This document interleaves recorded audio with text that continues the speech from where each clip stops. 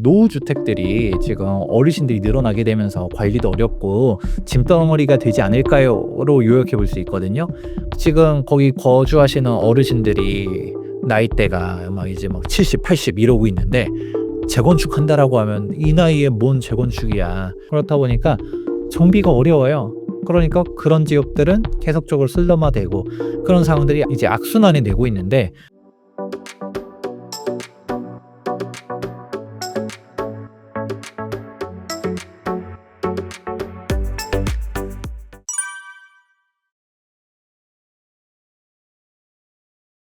사실 정말 시의적절한 질문이라고 볼 수 있는데 아직은 여러분들이 체감이 안 될 거예요. 근데 앞으로 20 년, 30년 뒤에는 그런 상황들이 발생할 거라고 보거든요. 왜냐하면 일본이 그렇게 되고 있거든요. 많은 사람들이 "일본 따라간다. 대한민국의 20년 뒤의 미래는 일본이다."라는 식으로 많이 얘기하잖아요. 그러면서 항상 뒤따라오는 게 뭐죠? "부동산 가격은 떨어질 것이다." 자, 일본을 봐라. 일본은 대한민국이랑 조금 인구 구조도 그렇고 한자 문화권인 부분들도 그렇고 좀 뭔가 많이들 이제 닮아 있다 보니까 사실상 뭐 경제 대한민국도 지금 막 어려워지고 이제 빠르게 고령화를 넘어서 초고령화 사회를 가다 보니까 그러면 어떻게 될 것이냐? 결국은 "부동산 가격이 폭락할 것이다."라고 기승전 폭락을 얘기하시는 분들이 있어요. 근데 일본을 자세히 보게 되면 약간 조금 의아한 것 중 하나가 왜 일본일까를 생각하는 게 전 첫 번째라고 생각을 해요. 뭐냐면 왜 하필 "일본 부동산 따라간다."라고만 얘기할까요? 프랑스 집값 따라간다. 독일 집값 따라간다. 영국 집값 따라간다. 이런 얘기들은 못 들어보셨잖아요. "왜 일본만 가지고서 맨날 괴롭히냐?"라고 하게 되면 유일무이하게 OECD 선진국 중에서 집값이 실질적으로 빠진 곳이 일본밖에 없기 때문입니다. 이 얘기 처음 들어보신 분들도 아마 있을 텐데 물론 대한민국도 마찬가지고 일시적인 플럭추에이션은 있을 수 있어요. 전 세계적으로 뭐 금융위기가 발생했다든가 그럴 때 다른 국가들도 집값은 빠졌거든요. 근데 결국은 일시적인 하락이었던 거고 장기 우상향이었습니다. 근데 일본만 우리 진짜 폭락하고서 쫙 L자형 이런 식으로 가버리는 건데 그러니까 일본을 보면서 집값 폭락 얘기들 "일본 젊은이들은 내 집 마련 안 한다. 집은 사는 게 아니라 사는 거다. 우리 바이가 아니라 리브다." 뭐 이런 얘기들 하잖아요. 근데 되게 재밌는 게 일본 젊은이들도 내가 사야 될 집과 그냥 사면 안 되는 집이 무엇인지를 알고 있어요. 일본처럼 된다라는 얘기를 뒤집어서 보면 결론부터 말씀드릴게요. 서울의 신축 아파트면 폭등한다라고 이해하시면 돼요. 이게 뭔 소리야?" 하실 수 있을 텐데요. 지금 애초에 질문이 뭐였었냐? 노후주택들이 지금 어르신들이 늘어나게 되면서 관리도 어렵고 짐덩어리가 되지 않을까요?"로 요약해 볼 수 있거든요. 그러면 일본이 실제로 그렇게 되고 있는 게 일본이 고령화 사회가 되고 이제 사람들이 다 어떻게 되느냐? 떠나버립니다. 그러니까 일단은 지방이 공동화가 되기 시작해요. 그거는 우리나라도 벌써부터 보여지죠? 우리 6시 내 고향 이런 데 보면 60대 할머니, 할아버지들이 경로당 가면 뭐예요? 막내죠. 막 방바닥 쓸고 닦고 이러고 있어요. 애초에 거기를 가 보면 이제 70, 80, 90 대신 이제 어르신들이 워낙 많다 보니까 그냥 뭐 70은 뭐 이제 명함도 못 내미는 거죠. 환갑잔치 요즘 잘 안 하잖아요. 고령화가 워낙 심해지니까. 평균 수명도 늘어났고 그런 식인데 웃긴 거는 젊은이들이 없죠. 왜 없을까요? 점점점 거기 지방에 시골에 살고 싶다 하더라도 인프라가 무너지기 시작합니다. 당장 요즘 뭐 "애를 안 낳는다." 뭐다 얘기하는데 내가 시골에서 애를 낳고 싶다라고 한다 하더라도 산부인과가 있을까요? 없어요. 학교가 있을까요? 없어요. 뭔가 애를 낳고 키울 수 있는 기반 시설들이 있어야 되는데 이게 없어집니다. 계속적으로 통폐합되고 있고요. 교육청 홈페이지 가 보시면 지금 초등학교 폐교 현황들을 알 수가 있는데 서울도 폐교된 곳이 있긴 있습니다. 뭐 거의 이제 흔치 않긴 하지만 이제는 서울도 뭐 "안전하다."라고 말하지 않지만 근데 지방 같은 경우에 어마무시하게 폐교되고 있고요. 광역시들도 학교 폐교 현황들이 장난 아닙니다. 그 정도로 학교들이 통폐합되고 있는데, 그러면 근거리, 우리가 특히 초품화 좋아하는 이유가 뭐예요? 우리 애들이 정말 어린데 이 애들이 막 정말 멀리 학교 왔다 갔다 하는 걸 싫어하거든요. 그래서 초등학교 정도는 가깝게 보내는 거를 매우 선호합니다. 그런데 학교가 가깝냐 안 가깝냐 문제가 아니라 학교가 애초에 있냐 없냐 싸움이 돼 버리다 보니까 애를 키울 수가 없죠. 그런 식의 환경들이 나오는 거고, 당연하겠지만 소비력이 떨어지죠. 노년층들 중심으로 가다 보니 소비력이 떨어져서, 우리가 뭐 시골은 너무 극단적인 케이스고 뭐 지방 소도시만 한다 하더라도 뭐 일자리 없는 거는 당연한 얘기고요. 그냥 뭔가 먹고 마시고라 하려고 한다 하더라도 뭔가 없어요. 이제 점점 이런 인프라들이 무너지고 있기 때문에 그런 사람들 어떻게 될까요? 소비를 하려고 해도 중급 도시, 대도시 이런 식으로 넘어가게 되고, 그리고 일자리든 더 말할 것도 없죠. 하다못해 부산조차도 자조적으로 뭐 노인과 바다라는 얘기까지 할 정도로 젊은이들이 해당 지역에서 일을 하려고 해도, 그러니까 일자리가 없다까지는 아닌데 원하는 일자리가 없다라고 하면서 젊은이들이 원하는 일자리는 다 서울 수도권에 몰려 있다 보니까 다 넘어가죠. 대표적으로 대한민국 100대 대기업들 중에서 부산에 본사를 둔 곳이 단 한 곳도 없다라고 하잖아요. 그런 식으로 움직여지는 게 현실이다 보니까 그런 식으로 쫙쫙 넘어가는 거죠. 자, 그러면 이제 어떻게 되느냐? 지방 공동화 현상이 발생하게 됩니다. 그러고 이 노년층들이 이제 가지고 있었던 주택들을 사람들이 안 받아주죠. 결국은 주택이란 걸 천년만년 내가 쥐고 있다라고 해서 끝나나요? 누군가 이걸 받아줘야지 매매 가격이 형성되는 거고, 그게 자본 혹은 자산으로서의 가치를 할 수가 있는 건데, 일본이 지금 그렇게 되고 있다. 일본은 대한민국보다 20년 빠르다라고 하죠. 일본은 먼저 고령화 사회를 진입했습니다. 그런 식이니까 일본의 지방은 지금 박살나 있어요. 그래서 일본의 통계 자료를 보는 게 참 이제 잘 보셔야 되는 게, 여전히 일본은 잃어버린 20년, 잃어버린 30년 얘기하잖아요. 과거에 그 버블 경제 시절에 집값을 회복 못했습니다. 확 무너져 있어요. 그런데 이 통계를 좀 잘 봐야 돼요. 도쿄도를 놓고 보면 사실 도쿄도 자체는 서울의 두세 배 됩니다. 엄청나게 넓어요. 여러분들 뭐 경기도라고 한다 하더라도 다 같은 경기도가 아니죠. 정말 시골 같은 곳들도 있거든요. 그러니까 계속 언론에서 잘못 호도하는 것 중 하나가, 야, 일본에 빈집들이 있다, 도쿄에도 빈집이 있다라고 하는데, 알고 보니까 도쿄도야. 그러면 제가 거꾸로 말하면 뭐죠? 경기도에 빈집이 있습니다. 하는 거랑 똑같거든요. 그런 상황이라고 보시면 될 것 같고요. 그러면 서울과 비교할 때 일단 도쿄 23구를 얘기를 해요. 도쿄 23구가 예전에 구 도쿄시 지역들 위치인데, 그게 서울시랑 비교했을 때 면적이 엇비슷합니다.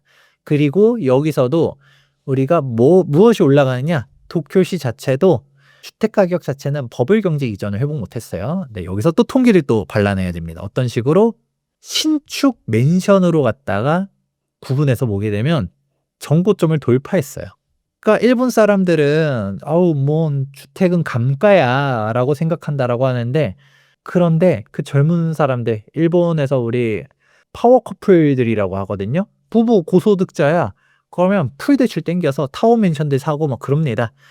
지금 억션이라는 얘기들이 나오면서 막 치솟고 있는 것 중 하나가, 그게 무엇이냐? 아니, 일본 젊은이들은 주택은 사는 게 아니라 뭐 거주의 대상으로 바라본다면서요 라고 하지만, 능력이 되면 산다는 거죠. 근데 어서 그냥 빌라 같은 거 사는 게 아니라 나도 좋은 거, 신축 이런 데를 원한다는 거죠. 특히 일본은 지진들이 또 많다 보니까 이게 오래된 주택들은 내진 설계들도 좀 못 믿었고 진짜 위험한 주택이다 보니 신축이 더 안전한 것이죠.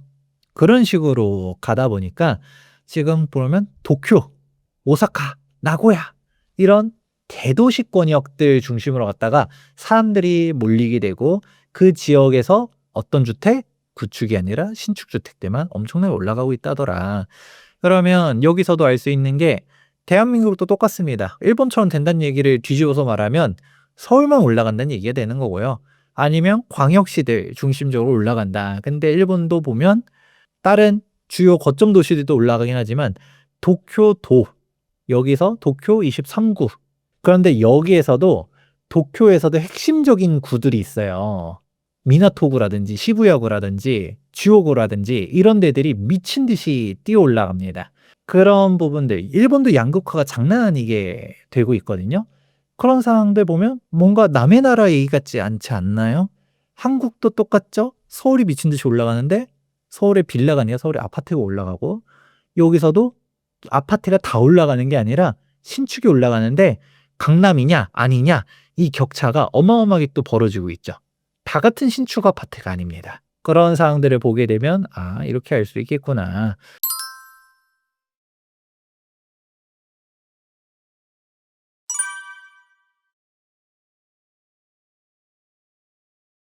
그러면 여기서 문제가 재개발 재건축이 지금이 골든타임이라고 봐요.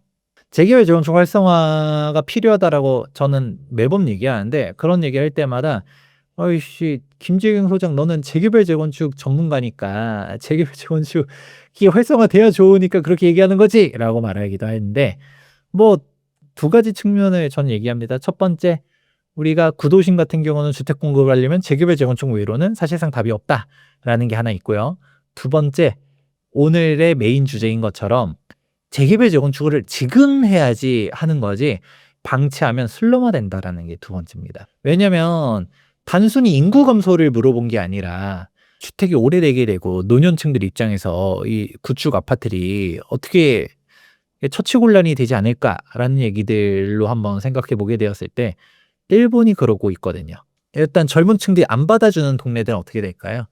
결국 가치가 떨어지고 수요가 없으니까 공실들이 늘어나게 되고 또 노령층들만 남아 있으니까 소비력이 떨어지게 되고 그러니까 당연하겠지 인프라가 무너지게 되고 그런 상황들이 반복되니까 더더욱 젊은 층들이 안 들어가게 되고 그러게 되겠죠. 이게 단순히 지방 얘기가 아니라 우리 도쿄도라고 한다 하더라도 여러분들이 다마뉴타운이라고 많이 들어보셨을 겁니다. 다마뉴타운이 대한민국의 1기 신도시 격인 단지거든요. 여기가 다마뉴타운 조성이 1970년도였기 때문에 한국의 딱 20년 전입니다. 한국의 1기 신도시가 1990년도에 조성되었었잖아요. 그러니까 일본의 20년 전에 다마뉴타운을 딱 보면 되고 여기서 이제 지하철로 갔다가 신주쿠까지 30분으로 가는데 여기 다마뉴타운 같은 경우를 딱 보게 되면 어떻게 되느냐? 노인들밖에 없습니다. 그러니까 여기서도 정확하게는 역 주변은 또 재건축이 좀 돼 가지고 젊은이들도 좀 있고 그런데 여기서 떨어지기 시작하면 노인들밖에 없다라고 해요. 왜 그럴까요? 재건축이 안 됩니다. 지금 거기 거주하시는 어르신들이 나이대가 막 이제 막 70, 80 이러고 있는데 재건축한다라고 하면 이 나이에 뭔 재건축이야. 참고로 대한민국은 재개발 재건축 항상 오래 걸린다, 어렵다, 힘들다라고 얘기하지만 그래도 대단히 허들이 낮은 편입니다. 이게 뭔 소리야? 할 수 있겠냐면 다른 선진국들에 비해서 동일 요건이 매우 낮은 편이에요. 일본은 거의 100% 동의 아닌 이상은 어렵다라고 하잖아요. 대표적으로 요즘 일본에서 핫한 곳 중 하나가 아자부다이 힐즈라고 얘기 많이 나오잖아요. 저도 한번 가봤었는데 모리그룹에서 이제 개발했다라고 하는데 여기 사람들 설득시키고 주민들 그런 식으로 해서 이게 사업이 처음 프로젝트 시작한 것부터 완료까지 30년 넘게 걸렸다라고 합니다. 그러니까 그게 결국 일본 같은 경우는 실질적으로 뭐 100% 동의율을 모아야 된다라고 법에 명시된 건 아닌데 사실상 동의를 갖다가 안 받아오면 허가가 안 된다라고 하더라고요. 그런 식으로 가니까 정말 동의율을 모으는 게 어려운 건데 근데 여기 어르신들밖에 없어. 그러면 그 어르신들 입장에서는 '내가 평생 살았는데 그냥 이대로 더 살다 말지.'라는 생각을 하지 않을까요? 그렇다 보니까 정비가 어려워요. 그러니까 그런 지역들은 계속적으로 슬럼화되고 그런 상황들이 이제 악순환이 되고 있는데 그러면 이거를 한국에 대입하면 어떤 걸 생각해야 되느냐? '아 경기도도 끝났어. 다 탈출해야 돼.'가 아니라 슬럼화되기 전에 재건축을 시켜야 되는 거예요. 지금 1기 신도시를 보게 되면 이제 1기 신도시 재건축하면서 노후계획도시 특별법 이러면서 얘기 나오고 있잖아요. 저는 선도지구니 뭐니 이게 중요한 게 아니라 하고 싶은 데들은 순서 번호표 뭐 무슨 이게 중요한 게 아니라 무조건적으로 재건축을 쭉쭉쭉 시켜줘야 된다고 봅니다. 왜냐? 지금 해야 그나마 이제 입주가 현실적으로 되는 거지. 여기서 선도 지고 떨어졌어. 다음에 또 했는데 또 떨어졌어. 이러다가 또 정비 사업하다가 오래 걸려. 이러면 초반에 있었던 데들이 어떻게 할진 몰라도 후반부쯤에 가게 되면 그냥 그때는 이제 거주민들도 평균 연령이 예를 들어서 60, 70, 80 이렇게 되기 시작했다고 볼게요. 그럼 이제 재건축이 어느 순간 귀찮아지기 시작할 수 있습니다. '아유 뭐 내가 이거 뭐 언제 입주한다라고 해. 뭔 부귀영화를 누리려고 그래. 그러고 또 분담금도 싸지도 않대. 수억 원씩 내야 된대.' 그러면 재건축이 될까요? 안 될 거예요. 그럼 그렇게 안 되게끔 해야 되는 건데 저는 노후계획도시 특별법 얘기 나올 때 이 정도가 아니라 남들이 봤을 땐 특혜 시비가 붙을 정도로도 지원해 줘야 된다고 저는 생각하거든요. 단순히 남들 같은 경우는 '아니 왜 사유재산권에다가 혜택을 주냐. 씨 그 분당 사는데 돈도 많은데 거기다가 뭘 또 지원해 줘?'라고 얘기할 수 있겠지만 이거를 단순히 재산적인 가치로만 보는 게 아니라 사회적으로 봤을 때 그나마 지금은 1기 신도시가 지하철도 잘 깔려 있고 학군도 괜찮고 주거 만족도도 높죠. 뭐 분당은 말할 것도 없는데 우리 일산 같은 경우도 일산 사람들이 항상 얘기하는 게 뭐예요? "아 일산이 살기는 좋은데 집값이 너무 안 올라."라고 항상 얘기하잖아요. 그래도 일단은 일산 주민이 "살기는 좋다."라고 말을 한 시점에 여기에 생명력을 불어넣어 줄 수 있도록 즉 구축보다 사람들이 신축을 선호하니까 신축 아파트로 변경해 줘야지 또 이렇게 살아나가는 건데 근데 이대로 어영부영하다가 20년 지나가 버리면 어떻게 될까요? 일본꼴이 나는 거죠. 재건축 실패했어요. 그럼 어떻게 될까요? 아니 지금도 30년 돼 가지고 "아유 주차도 힘들고 좀 힘들어요."라고 하는데 여기서 20 년이 더 지나가 이제 50년 된 아파트가 되거든요. 녹물 나오고 막 이제 안전상의 위험도 막 이제 나타나기 시작하면 젊은이들이 살려고 할까요? 안 살 겁니다. 그런 식으로 되면서 공동화 현상이 되고 일본 꼴처럼 막 노인들밖에 안 남아. 그럼 도시에 활력이 있을까요? 안 그래도 지금 1기 신도시들 상권이 예전만 못한 상황들이 많은데 여기서 소비력이 더 떨어지게 되면 인프라가 안 그래도 더 무너지기 시작하겠죠. 그러면 이게 단순히 1기 신도시만의 문제가 아니라 대한민국 전체적으로도 사회 문제가 커질 수 있습니다. 그나마 지금 경기도권역에서 1기 신도시는 그래도 입지도 괜찮고 인프라도 괜찮고 지하철도 뚫려 있고 학군도 괜찮고 이런 부분들이 있음에도 불구하고 서울 집값이 이렇게 높은데 1기 신도시가 이제는 '사는 살 동네가 아니야.'라는 인식을 하게 되면 어떻게 될까요? 서울 집값은 미친 듯이 더 올라가지 않을까요? 지금 일본이 그러고 있잖아요. 이제 참고로 다마뉴타운은 도쿄도에 있어요. 도쿄 23구는 아니지만 그래도 도쿄도 안에는 있는데 그러면 우리는 답이 나오는 거죠. 이게 지금 빠르게 재개발 재건축을 시켜 줘야지 그나마 젊은 사람들이 원하는 주거 형태로서 변경을 해 주고 계속적으로 발전을 시켜 나가야 되는데 얘를 그냥 단순히 보존을 하기 시작한다. 그냥 뭐 재개발 재건축 안 되니까 하면서 방치를 하기 시작한다. 그러면 슬럼화가 더 심해질 것이다. 라고 저는 생각합니다.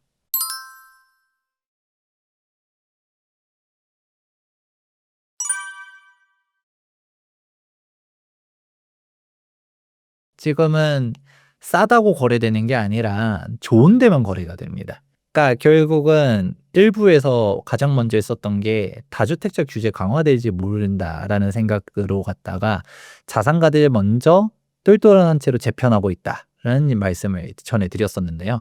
그렇다 보니까 그 뭐 자산가들 입장에서는 다주택 포지션을 청산하면서 지방 주택들 던지고 있고 서울에서 빌라, 오피스텔 이런 식으로 아니면 서울에서도 여러 채를 가지고 있어. 근데 빌라가 아니라 다 아파트야라고 하면 뭐 먼저 던질까요? 서울에서도 외곽 지역, 여기서도 구축 이런 식으로 팔게 되는 거죠. 당연한 얘기지만 뭐 PD님한테 한번 질문을 드려보도록 하자면 예를 들어서 반포주택을 가지고 있어요. 마포주택도 가지고 있어요. 김포주택도 가지고 있어요. 뭐 먼저 팔 것 같나요? 당연한 얘기죠. 뭐 이게 그렇게 고민할 거는 이게 너무 좀 김포 사람들한테 일단 먼저 죄송하고요. 그러니까 그냥 굳이 이렇게 비교한 게 똑같은 포긴 포인데 같은 포가 아닙니다. 이제 앞글자가 되게 중요해요. 그래서 마포만 하더라도 정말 좋은 동네죠. 우리가 강북 3 대장 마용성 이렇게 얘기하지만 마포라 하더라도 남들한테는 마포도 못 들어가는 지역이긴 하지만 반포랑 비교하니까 조금 얘기가 달라지죠. 그런 식으로 어쨌든 간에 한 채로 움직이려고 했었을 때 어디를 사수하느냐라는 거는 정답이 금방 나옵니다. 그래 버려서 상대적으로 그 소구점이 좀 떨어지는 곳들은 가격 방어가 안 되는 부분들이 나오는 거고요. 그래서 저는 아이러니하게도 지금 지방이 정말 저평가라고 생각하는 게 아무도 안 받잖아요. 이 지방 사람들조차도 그 지방이 희망이 없다라고 생각하시는 분들이 많거든요. 왜냐면 전 이런 상황을 더 극단적으로 만드는 사람들이 약간 폭락론자들이 좀 그렇다라고 생각해요. 왜냐면 폭락론자들의 근거 주장들을 잘 들어보다 보면 주어 목적어를 혼용시키는 경우들이 많아요. 예를 들어서 "야 지금 인구 구조를 봐라. 지금 집값 폭락한다."라고 얘기를 하면 이 말 자체가 맞는 말인가요? 틀린 말인가요? 맞는 말이거든요. 대전제는 맞아요. 예를 들어 인구가 감소해요. 절대적인 수요가 줄잖아요. 절대적인 수요가 주는데 뭐 집값이 안 떨어지고 배겨요? 이거 자체를 제가 부정할 생각은 없습니다. 근데 어디가 빠지느냐는 다른 얘기죠. 저 일전 영상에서도 막 일본 얘기해 드린 적 있었잖아요. "일본 집값 따라간다."라고 했더니 일본이 실제로 집값이 빠지긴 했어요. 잃어버린 20 년, 30년 동안 막 힘들었었는데 아이러니하게도 도쿄 23구의 신축 맨션 가격대들은 계속적으로 역대 최고가를 갱신하고 있다더라. 양극화가 나타나는 거죠. 이런 얘기들을 하는 건데 근데 그런 것들을 갖다가 딱 숨겨 놓고서 "야 집값이 이게 정상입니까? 집값은 빠져야 됩니다."라고 얘기를 하죠. 근데 여기서 말하는 비싼 집값의 표본은 다 강남 집값들인데 근데 뭐 소득 대비 집값 얘기를 해도 우리가 뭐 맨하튼의 집값, 일본 도쿄의 신축 집값 이런 거 가지고서 얘기를 안 하잖아요. 그러니까 뭔가 비교 대상들이 약간 조금 애매하게 통계를 입맛에 맞춰서 쓰는 사람들이 있어요. 그런 것들을 잘 결론을 지어 보다 보면 '아 내가 가고 싶은 곳이 빠지느냐.'라는 거는 다시금 생각해 볼 필요성이 있거든요. 그러면 이제 결론이 나오는 거죠. 우리 이 얘기를 다 종합해 보면 "우리 동네에 너무 저평가된 것 같아요."라는 얘기가 나옵니다. 우리 동네 참 살기 좋은데 왜 거래가 안 되는지 몰라."라고 하는 거는 그냥 여러분만 살기 좋다고 생각해서 그래요. 항상 가격이라는 거는 교집합이 높은 곳으로 가야 되거든요. "아 나는 강남이 왜 그렇게 비싼지 모르겠어."라고 하지만 나는 강남에 관심 없어도 강남에 관심 있는 사람이 많으면 많을수록 거기 가격은 높은 거예요. 나는 뭐 산 좋고 물 좋고 공기 좋은 곳을 좋아할 수 있겠죠. 근데 산 좋고 물 좋고 공기 좋은 곳을 원하는 사람이 생각보다 적어. 그러면 집값은 안 높은 거고요. 아니면 산 좋고 물 좋고 공기 좋은 곳을 원하는 사람이 많다 하더라도 그 물 좋고 이런 곳들이 너무 많아. 우리가 산지에 있는 집들이 너무 많아. 그러면 결국 뭐예요? 집값이란 건 수요와 공급이잖아요. 공급이 너무 많단 거죠. 그러면 집값이 또 못 받쳐줍니다. 그러니까 이런 상황들을 보셔야 되는 건데 그러면 이제 딱 답이 나오는 거죠. 아이고 자꾸 이제 집값 떨어진다고 말하는 사람들이 계속적으로 집값 빠진다, 빠진다, 빠진다라는 얘기를 하는데 결국은 부동산 투자하던 사람들이 지금까지 내 한평생을 부동산으로 불을 일궈 왔어요. 그러면 이 사람들이 어떻게 할까요? 갑자기 어느 순간 "대한민국 부동산이 끝났어." 하면서 딱 다 팔고 나는 월세로 바꾼 다음에 그 돈을 갖다가 싹 다 비트코인에 넣는다. 금으로 바꾼다. 주식에 투자한다. 이럴 가능성이 있을까요? 뭔가 포트폴리오 측면에서 조금 일부씩 분산할 수 있어도 몰빵하기는 쉽지 않거든요. 특히 다른 투자자도 아니고 부동산 투자자는 대체로 부동산에서 부동산을 옮기는 경우들이 대다수이기 때문에 오히려 지방에 대한 이런 안 좋은 얘기들이 많으면 많을수록 어떤 식으로 행동하느냐. 지방에 있는 부동산을 빼서 서울로 간다든가 이런 식으로 바꿔나가는 식들을 하면 했지 그렇게 쉽게 안 움직입니다. 그래서 오히려 자꾸 부동산에 대한 저주 섞인 담론들을 펼치는 사람들 덕분에 지방 사람들이 갑자기 가만히 생각해 보다 보니까 부동산 가격이 빠진대. 근데 자꾸 인구가 감소하고 막 이제 지방 소멸하고 얘기 들르다 보니까 이게 내인 것 같아. 그러니까 오히려 이 정도로 지방이 무너질 게 아니라고 저는 생각을 해요. 더군다나 지방이라 해서 다 같은 지방이 아니라고 생각하거든요. 저는 광역시들 정도 되는 급들은 살아남는다라고 봅니다. 근데 그런 거 생각 없이 그냥 다 던져야 된대. "지방은 희망이 없어."라는 식으로 가 버리다 보니까 지금 지방 집값들이 힘을 못 쓰는 것도 그런 공포 담론들을 보면서 당연히 집을 안 사려는 사람들은 안 사게 되는 거고, '집을 사야겠다. 그래도 집은 있어야지.'라고 생각하는 사람들조차도 집이 있긴 있어야 되는데 그 집이 어디 있어야 되는가를 생각해 보니까 오르는 데가 딱 뻔히 보여지는 거죠. 그런 쪽으로 가다 보니까 수요가 확 갈리는 거고요. 그러니까 이제 답이 나오죠. 이제 예전에는 싸면 가성비 따지면서 이 돈이면 이런 것들이 있었는데 이제는 거꾸로 갑니다. '굳이 이 부동산을 사야 될까?' 그리고 이제는 수익률이나 이런 걸로 못 가는 게 다주택자 규제 때문이에요, 다주택자. 제가 결국 얘기해 드렸잖아요. 우리가 부동산에서는 수익률로 얘기하질 않습니다. 오히려 막 아파트 비판하는 사람들 중에서 뭔 얘기해요. "야 저거 그 강남 아파트 몇십억씩 하는데 월세 수익률 해 봤자 2%도 안 된다더라. 저걸 뭐하러 사냐."라고 얘기하는데, 그런데 여러분들에게 수익률이 진짜 높은 상품을 추천해 드릴 수 있습니다. 지금 빌라랑 오피스텔 수익률이 역대 최고입니다. "이게 뭔 소리야?"라고 하게 되면 답이 나와요. 뭐냐? 지금 빌라는 전세 사기니 뭐니 하면서 막 사고들이 터지고 다들 빌라 팔고 이러니까 매매 금액은 빠졌어요. 근데 우리가 전세 금액도 빠집니다. 왜? 전세 사기 이슈 나오면서 사람들이 '빌라 전세는 들어가면 안 돼. 빌라 전세는 사기야.'라는 인식들이 막 박혀 있잖아요. 그러니까 빌라가 월세화가 어마어마하게 많이 진행됐습니다. 사실 전세 제도를 비판하는 사람들도 있지만, 근데 되게 웃긴 게 전세 제도가 월세에 강력한 대항마다 보니까 대한민국 월세가 정말 낮거든요. 근데 지금 이미 빌라랑 오피스텔들은 전세보다 월세 비중이 더 높아졌습니다. 왜냐?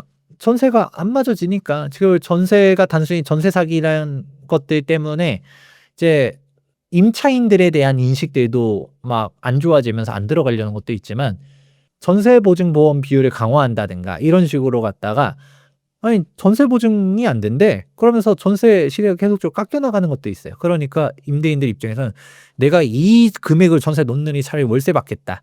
반전세를 돌리겠다.'라는 사람들이 많아지거든요.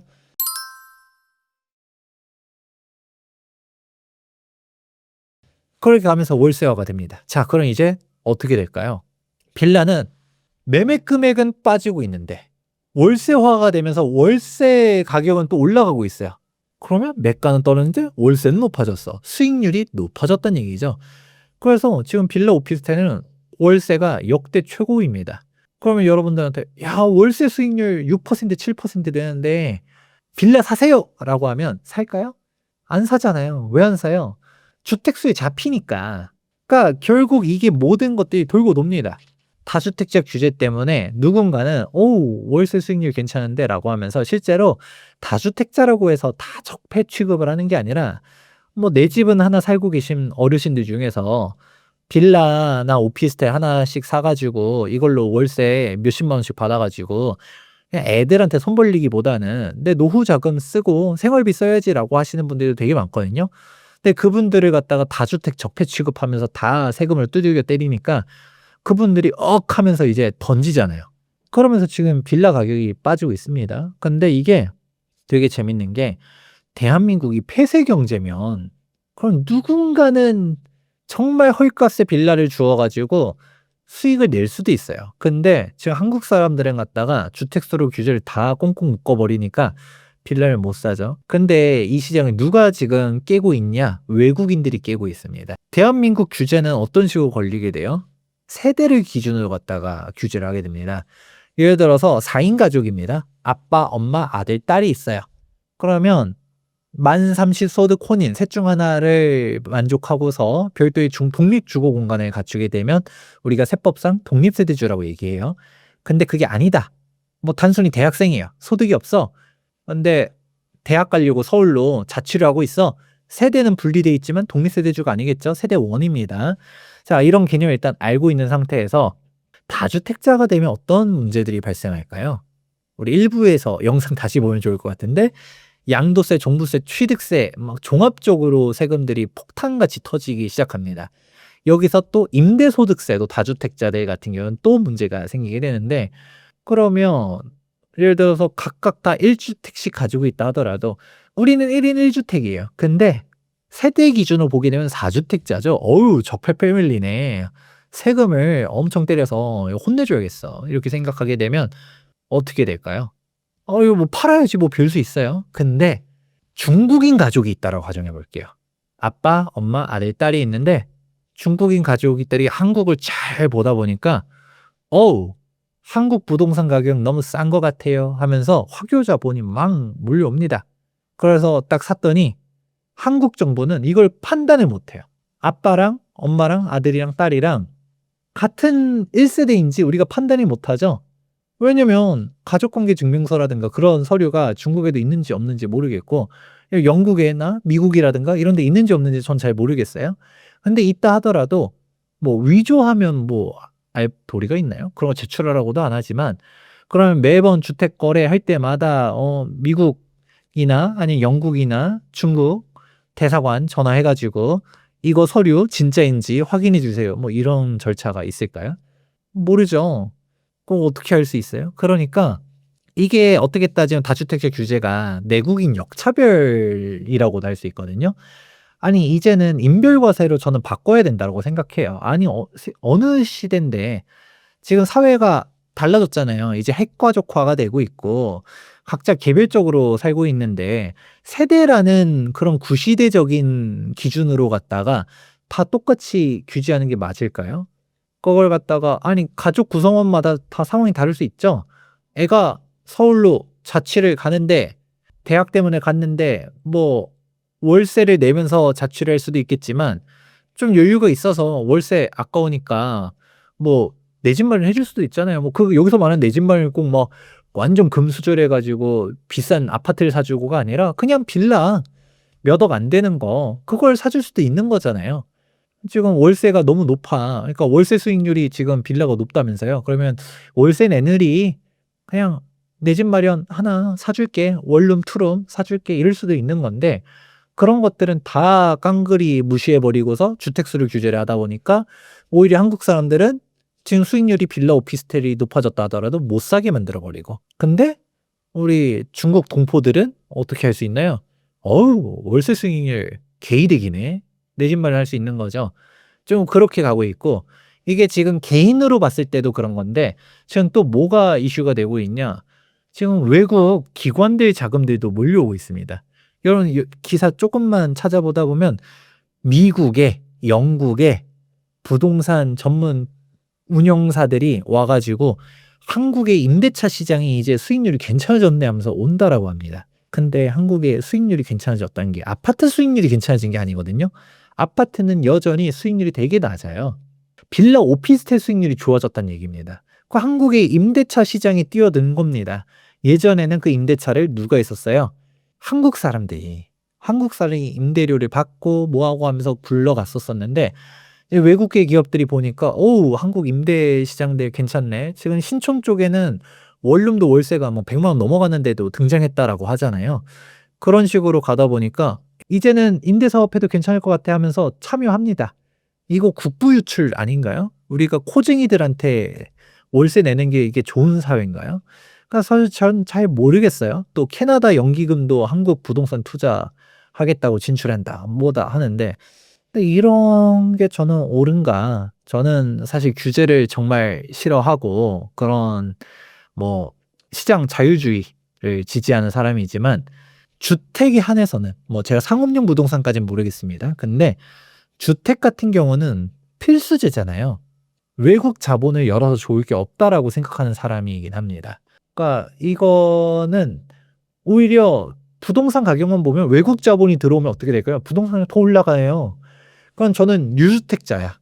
그리고 서울에 가지고 있어. 신축을 가지고 있어. 그러면 솔직히 중국 자본 들어오고 미국 자본 들어오고 캐나다 자본 들어오고 그러면 서울 집값 더 올라가거든요. 되게 재밌는 통계가 외국인들의 주택 매수 비중을 보게 되면 서울 수도권이 70%가 넘어간다고 합니다. 외국인들이 지방 관심 없어요. 다 서울 수도권을 가거든요. 그런 식으로 가는 만큼 결국은 관심 있는 데들 뻔히 보이죠. 왜냐면 한국 사람들조차도 지금 지방 사람들이 서울 투자를 열심히 하는데 외국은 지방을 알까요? 관심 없거든요. 다 서울로 들어옵니다. 그럼 서울 집값 폭등하기 시작하면 유주택자 입장에서는 이거 좋은 거 아니에요? 그렇지만 저는 제 이득만 생각하면 외국 자본 들어오는 거 환영해야 되는데 저는 이게 대한민국 국민으로서 좋지 않다고 봅니다. 우리 중국인 임대인한테 열심히 월세 내는 사회가 좋은 사회일까요? 전 그렇지 않다고 보거든요. 그러면 결국은 이런 주택수에 대한 규제들, 아니 내국인들만 규제하면서 집 못 사게 하는 게 아니라 그럼 외국인들도 못 사게 하든가 외국 법인들 못 사게 하든가. 근데 그게 아니잖아요. 그러니까 약간 조금 자꾸 자국민들만 차별하는 게 아닌가라는 생각들도 합니다. 근데 이런 것들이 종합하다 보면 결국은 왜 한국 사람들이, 우리 최초의 질문이 뭐였나요? 예전에는 집값 싸면 샀는데 왜 안 살까? 주택수에 대한 규제 때문이다. 근데 이런 주택수에 대한 규제들이 오히려 사람들이 안 사는 주택들 수익률이 좋아지게 만드는 현상이 나왔었고, 왜냐? 집값은 빠지는데 아무도 안 사니까. 근데 월세화가 되면서 수익률이 좋아졌네. 이거를 외국인들이 주워 담고 있다. 이런 사회는 좀 바뀌어야 되지 않을까라고 저는 심각하게 우려하고 있습니다.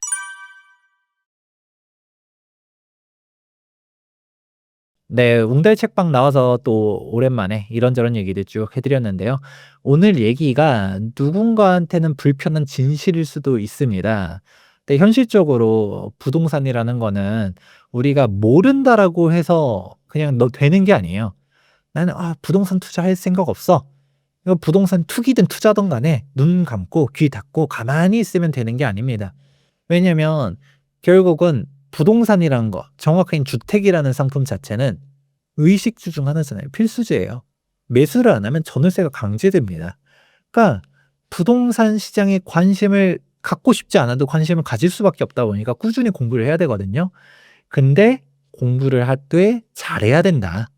진짜 잘해야 됩니다. 그래서 여러분들이 이 사회가 내가 듣고 싶은 얘기라고 해서, 듣기 싫은 얘기라고 해서 이런 식으로 취사 선택하는 게 아니라 좀 다양하게 들어보고, 김재경 소장의 얘기가 뭐 100% 정답이라고 얘기하는 건 아니지만 들어보니까 뭐 김 소장 얘기 중에서 일부 얘기는 조금 참고할 만한 부분이 있는 것 같아.